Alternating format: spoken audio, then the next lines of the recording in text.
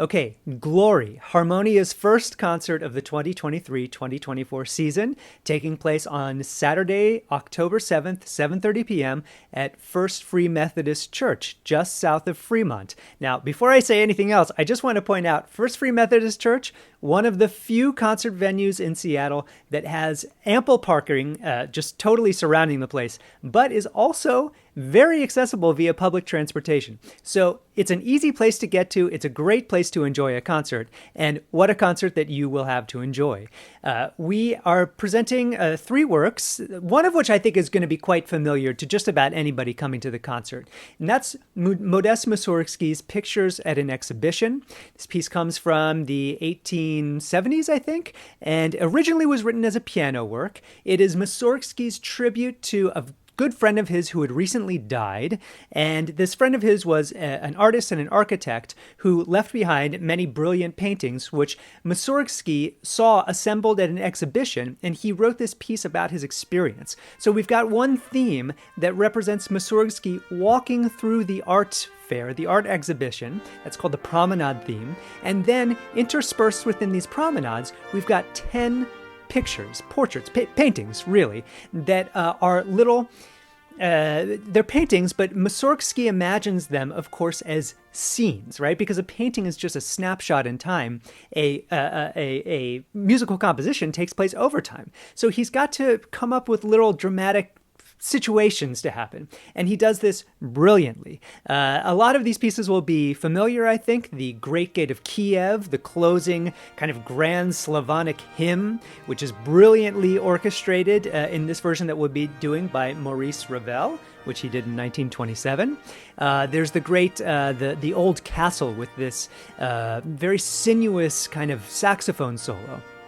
There's Budwa, the Polish cow, whose lot in life is to pull this terribly heavy, oppressive ox cart, along the way, plowing the fields.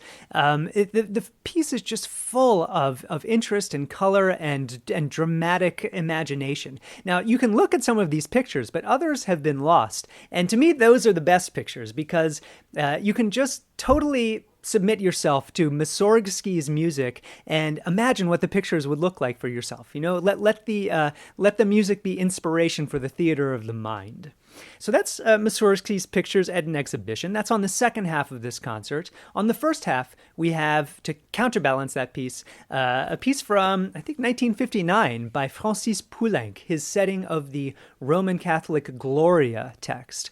Now, this piece is just as glorious as that name would imply.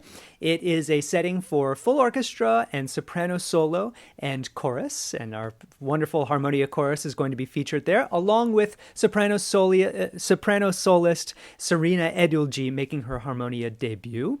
This piece, what can you say about it? It really reflects Francis Poulenc's, the two sides of his personality as a person and a composer. I mean, Francis Poulenc, at one side, he's like this bon vivant, this young gay blade who loves to go out and hang out in the cafes and the cabarets and the dance halls of Paris and walk in the slightly shady areas of the whatever arrondissement he was in.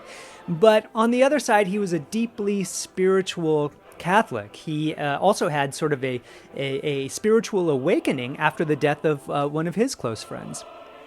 So this piece shows both sides of it. I mean, you'll be hearing some sort of like dancey little cabaret tune, and then out of nowhere will come a bit of something that sounds more like Gregorian chant. It's almost like you're inside a cathedral. You can almost smell the incense. And then he'll just hop right back into his tune that he was doing before. He's not afraid of these juxtapositions, and I think that this kind of style and mixture of styles is what's made this piece so enduringly popular since it was first premiered in, I think, 1961.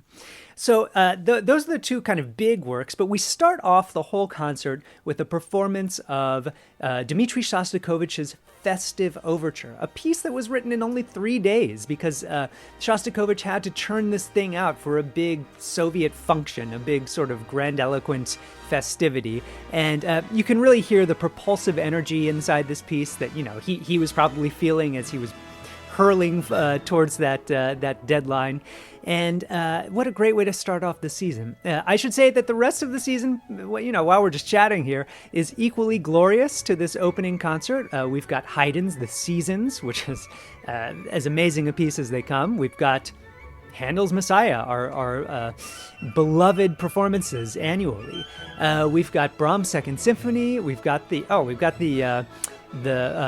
Prophetiae Syllabarum, the Syllabine Prophecies by Orlando di Lassus, a set of 12 Renaissance motets in a style unlike anybody else wrote, sort of an experimental piece from the late 1500s.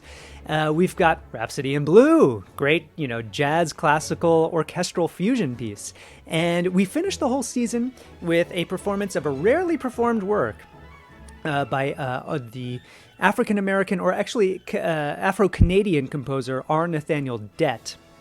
This piece is called The Ordering of Moses, and in it he has taken the Old Testament story of the flight from Egypt, and he imagines it in terms of African-American spirituals, and he sort of threads the whole thing through with this very glorious orchestration. It's a very cool piece. We'll be giving the Northwest premiere, so really excited about that. Anyway, you should just subscribe to the whole season. Let's be honest. It's like $140 if you get the general price ticket. If you get the concession price tickets, only $70 for 7 concerts. You're not going to find better deals than this. In Seattle? Are you kidding me? The quality of the music is excellent. The excitement of the concerts is wonderful. We give you out free cookies. I mean, what more do you want? So please do join us on October 7th for Glory and for the rest of our concert season. It's going to be spectacular. See you then.